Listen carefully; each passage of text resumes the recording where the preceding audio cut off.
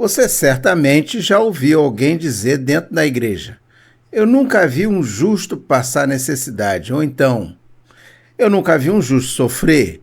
E muitas vezes essa frase é dita como se fosse uma verdade absoluta, como se a Bíblia estivesse ensinando que quem é fiel a Deus nunca passa aperto, nunca enfrenta escassez, nunca chora, adoece, nunca perde nada, nunca entra numa fase difícil da vida. Mas será que é isso mesmo que a Bíblia ensina? Será que o justo, por ser justo, ele está blindado contra qualquer sofrimento? Será que o crente fiel nunca passa por necessidade? Será que uma pessoa que ama a Deus, serve a Deus, ora, contribui, trabalha, vive corretamente, nunca pode atravessar uma crise financeira, uma enfermidade, uma perda, uma angústia, uma fase de escassez? E mais, será que é correto usar o Salmo 37, versículo 25, para ensinar que todo crente fiel, obrigatoriamente, precisa viver financeiramente como se a prosperidade material fosse prova de que Deus está com ele? Essa pergunta precisa ser feita com muita seriedade e com muito cuidado, porque muita gente tem sido ferida dentro das igrejas por causa de interpretações erradas da Bíblia. Tem irmão sofrendo e, além de sofrer, ainda se sente culpado.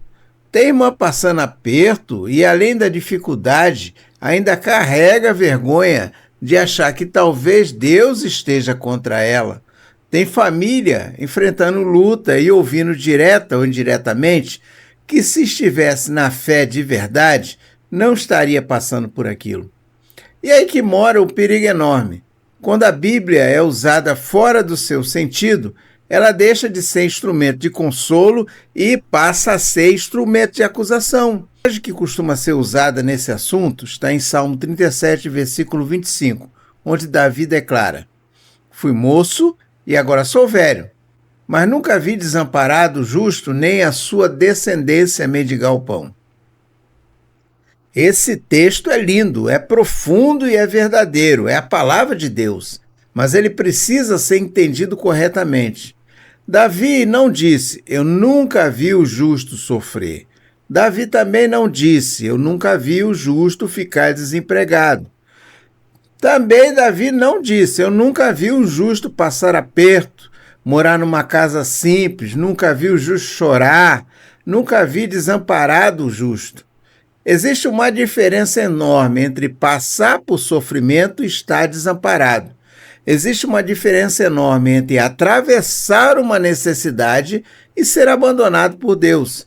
Existe uma diferença enorme entre viver uma fase de aperto e estar fora do cuidado do Senhor. O grande erro de muitas pregações ligadas à chamada teologia da prosperidade é pegar este texto aí e transformá-lo numa promessa de conforto permanente.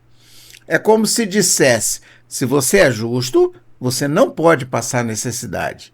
Se você é fiel, você não pode sofrer. Se você tem fé, sua vida financeira precisa estar sempre subindo. Se você está apertado, alguma coisa está errada com você.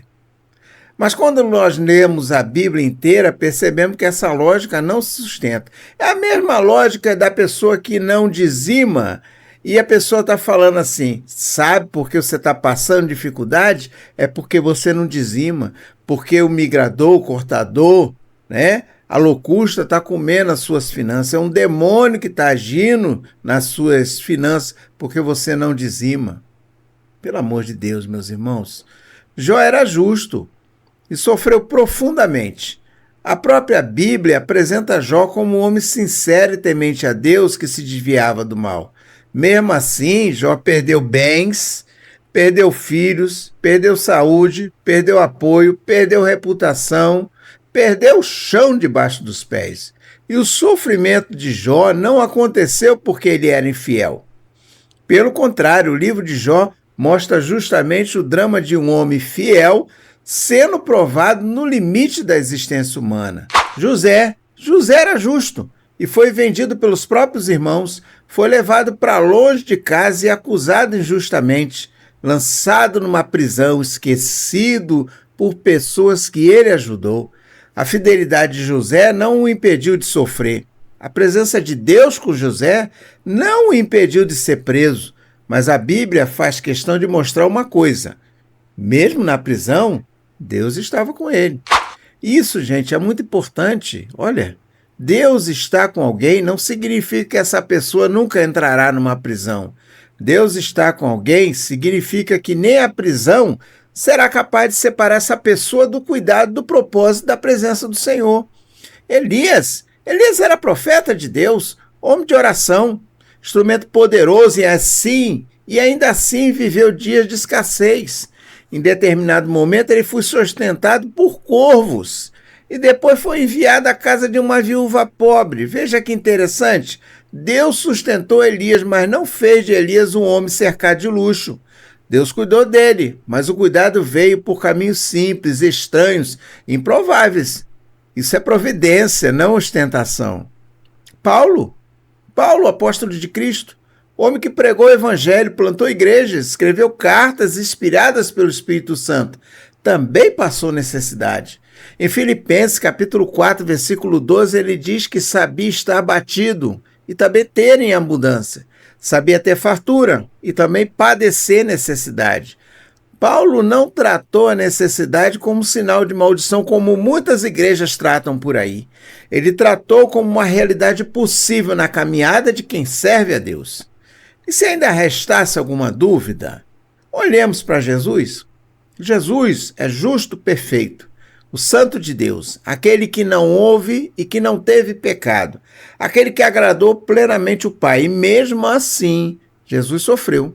Foi rejeitado, foi perseguido, foi caluniado, viveu de forma simples, não buscou acúmulo material. Em Mateus, capítulo 8, versículo 20, ele disse que as raposas têm covis, as aves do céu têm ninhos, mas o Filho do Homem não tinha onde reclinar a cabeça.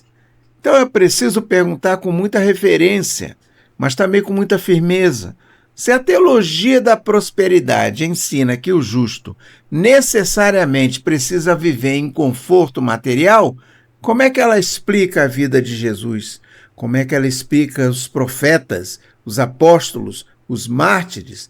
Como é que ela explica Hebreus 11, que fala tanto de homens que venceram pela fé quanto de homens que sofreram pela fé? Porque Hebreus 11 é um capítulo que muita gente gosta de citar pela metade. Ali nós vemos pessoas que pela fé venceram reinos, praticaram justiça, alcançaram promessas, fecharam a boca de leões, escaparam do fio da espada. Mas o mesmo capítulo também fala de outros que foram maltratados, perseguidos, aflitos, necessitados, homens dos quais o mundo não era digno. Perceba, a Bíblia não apresenta a fé verdadeira apenas como aquela que escapa do sofrimento. A Bíblia também apresenta a fé verdadeira como aquela que permanece fiel dentro do sofrimento. Às vezes a fé aparece quando Deus abre a porta da prisão, mas às vezes a fé aparece quando o crente continua adorando, mesmo antes da porta se abrir. Às vezes a fé aparece quando Deus multiplica o pão, mas às vezes a fé aparece quando o crente aprende a depender de Deus com pouco pão. Às vezes a fé aparece quando Deus cura, mas às vezes aparece quando o crente continua dizendo: a tua graça me basta, mesmo carregando um espinho na carne. Por isso, quando alguém pega o Salmo 37, versículo 25, e transforma essa passagem numa garantia de riqueza, de sucesso financeiro, de ausência de crise, essa pessoa está reduzindo a mensagem bíblica. Ela está pegando um texto sobre fidelidade de Deus e transformando num discurso de prosperidade terrena. O Salmo 37 não é uma propaganda de enriquecimento. O Salmo 37 é um cântico de confiança. Davi está olhando para a vida e dizendo: já fui moço, agora estou velho. Já vi muita coisa, já vi o ímpio prosperar por um tempo, já vi gente má parecer forte, já vi o injusto crescer como árvore verdejante, já vi gente perversa se levantar, mas também vi algo que nunca falhou: Deus não abandona o justo. Essa é a mensagem. O justo pode sofrer, mas não está abandonado. Ele pode chorar, mas não está esquecido. Ele pode passar por aperto, mas não está fora do cuidado de Deus. Ele pode entrar num vale, mas Deus entra no vale com ele. O justo pode perder coisas, mas não perde a presença do Senhor. O justo pode ser perseguido, mas não está sem defensor. O justo pode comer pão simples, mas come debaixo da providência do Pai. Pode não ter luxo, mas ele tem Deus. E quando eu digo isso, eu sei que muita gente talvez esteja ouvindo esse vídeo e dizendo: irmão Ramiro, então quer dizer que Deus não prospera ninguém? Não é isso. Deus pode prosperar sim. Deus pode abrir portas, Deus pode levantar alguém financeiramente, Deus pode restaurar uma família, Deus pode tirar alguém da miséria, abençoar o trabalho da mão de uma pessoa. A Bíblia também mostra servos de Deus que tiveram bens, recursos e posição. O problema não está em crer que Deus pode prosperar. O problema está em transformar a prosperidade material em medida de espiritualidade. O problema está em dizer que quem tem dinheiro é mais abençoado do que quem não tem. E o problema está em dizer que quem está sofrendo está necessariamente em falta com Deus. Está em transformar o altar em balcão de negociação, onde a fé deixa de ser entrega e passa a ser investimento financeiro com promessa de retorno. Está alcançando o meu raciocínio? Está lembrando de algumas igrejas aí? Pois é. O problema está em ensinar o povo a buscar Deus, não porque ele é Deus, mas porque ele pode dar coisas. E isso é muito grave, porque quando a fé passa a depender da prosperidade, ela desmorona na primeira perda. Quando alguém aprende que ser fiel nunca é sofrer, essa pessoa entra em crise quando o sofrimento chega. Quando alguém aprende que todo aperto financeiro é sinal de derrota espiritual, essa pessoa começa a esconder sua dor, sua dívida, seu desemprego, sua necessidade, porque tem medo de ser julgada dentro da própria igreja. E aqui está uma das consequências mais cruéis dessa pregação. Ela tira dos pobres o consolo do evangelho e coloca sobre eles o peso da culpa. O irmão desempregado, em vez de ser acolhido, começa a se sentir fracassado. A irmã que está com dificuldade para pagar contas começa a achar que Deus se afastou dela. O pai de família que está lutando para colocar comida dentro de casa começa a pensar que sua fé não vale nada. A pessoa enferma, por exemplo, começa a se perguntar se está doente porque não orou o suficiente, não contribuiu o suficiente, não determinou o suficiente, não teve fé suficiente. Mas a Bíblia não permite esse tipo de crueldade espiritual, meus irmãos. Jesus não humilhou os pobres, Jesus não desprezou os aflitos, Jesus não tratou o sofrimento humano como vergonha. Jesus se aproximou dos cansados, dos doentes, dos quebrantados, dos rejeitados, sobrecarregados. Ele disse: vinde a mim todos os que estáis cansados e oprimidos, eu vos aliviarei.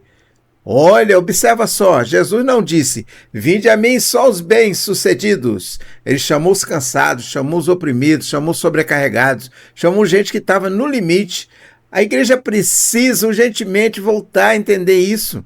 O evangelho não é uma vitrine de vencedores segundo os padrões do mundo. A igreja não é um clube de gente que nunca sofre. O culto não é uma passarela de aparência espiritual. A fé cristã não é uma técnica para conquistar conforto. O evangelho é a boa notícia de que Deus veio ao encontro dos pecadores, fracos, cansados, necessitados, dos quebrados. Ele ofereceu salvação, graça, perdão, vida eterna e presença real no meio da caminhada. É por isso que o Salmo 37, no versículo 25, precisa ser pregado com temor. Quando Davi diz que nunca viu o justo desamparado, ele está exaltando a fidelidade de Deus, não vendendo uma ilusão de vida sem dor. Ele está dizendo que Deus sustenta, Deus preserva, Deus socorre, Deus levanta ajuda, Deus abre caminho, Deus mantém o justo de pé. Deus não permite que a história daquele que confia nele termine em abandono, porque a riqueza pode existir sem presença de Deus. Sucesso pode existir sem comunhão com Deus. Fartura pode existir sem santidade. Muita gente tem abundância, mas vive vazia. Muita gente tem dinheiro, mas não tem paz. Muita gente tem recursos, mas não tem temor. Muita gente tem tudo que o mundo chama de vitória, mas está espiritualmente destruída. Por isso não podemos medir bênção de Deus apenas pelo que se vê por fora, porque o justo não é aquele que nunca passa por luta. O justo é aquele que pertence a Deus, confia em Deus, caminha com Deus, e mesmo quando cai dias difíceis, continua debaixo da mão do Senhor. Agora deixa eu falar uma coisa para você que está me ouvindo e que talvez esteja vivendo exatamente essa tensão. Você ama Deus, mas está passando aperto. Você ora, mas ainda tem um monte de conta. Você serve, mas está cansado. Você tenta ser fiel, mas parece que a luta nunca acaba.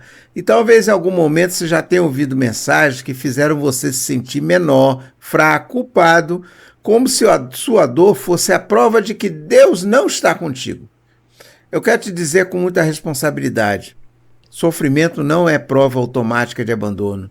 Escassez não é prova de maldição. E a luta que você passa não é falta de fé. Às vezes o justo sofre porque vive no mundo caído. O justo sofre porque foi injustiçado. O justo sofre porque tomou decisões certas em ambientes errados. Às vezes o justo sofre porque está sendo provado ou porque ainda está no processo. Às vezes o justo sofre nessa vida porque essa terra ainda não é o céu. Jesus nunca prometeu um caminho sem aflições. Ele disse: no mundo tereis aflições, mas tende bom ânimo. Eu venci o mundo. Essa é a esperança cristã. Não é negar a aflição. É saber que Cristo venceu. Não é fingir que a dor não existe.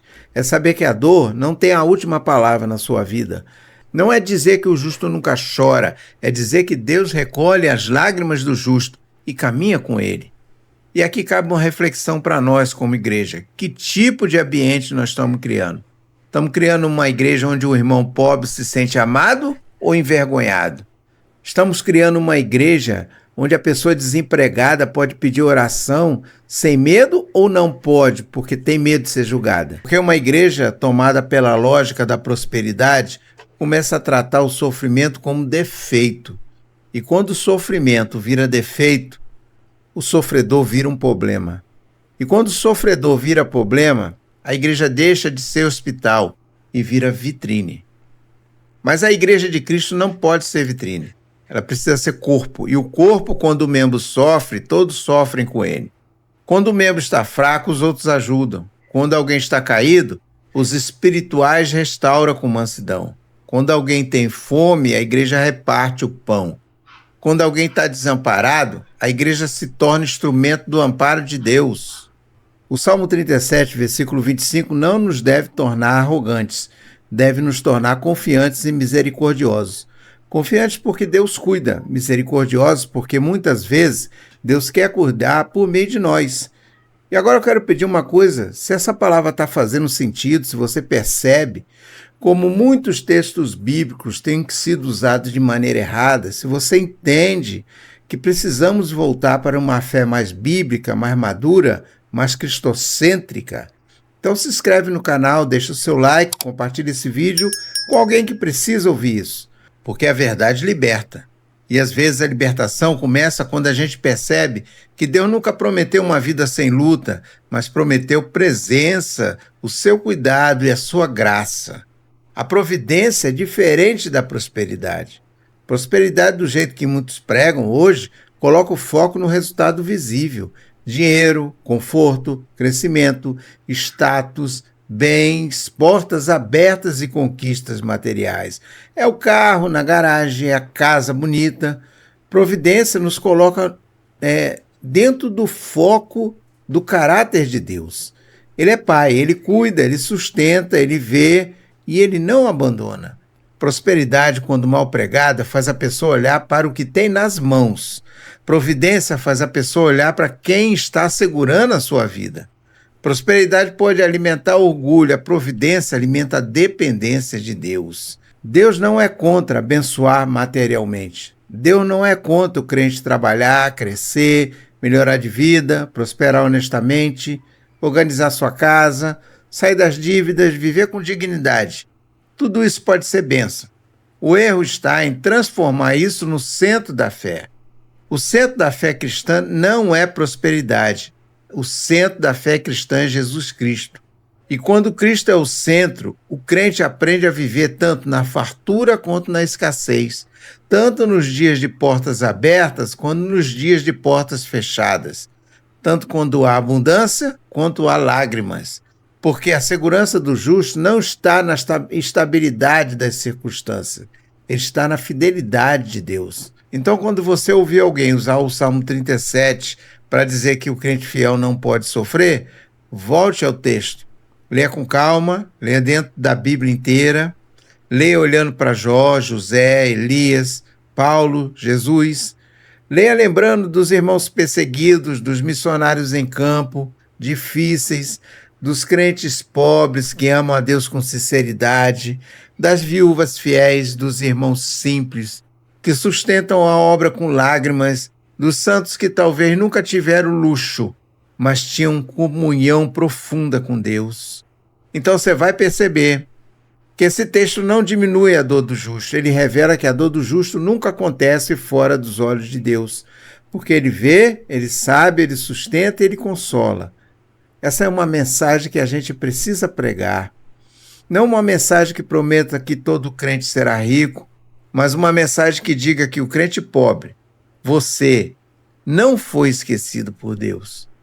Não uma mensagem que diga ao enfermo que ele fracassou, mas uma mensagem que diga ao enfermo, a graça de Deus continua sendo suficiente.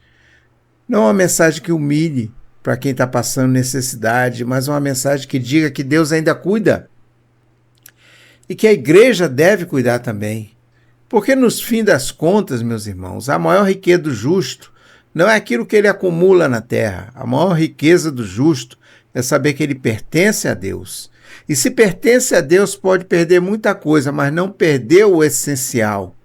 Pode atravessar noites difíceis, mas não está sozinho. Essa é a diferença. E talvez seja essa diferença que muita gente precisa ouvir hoje.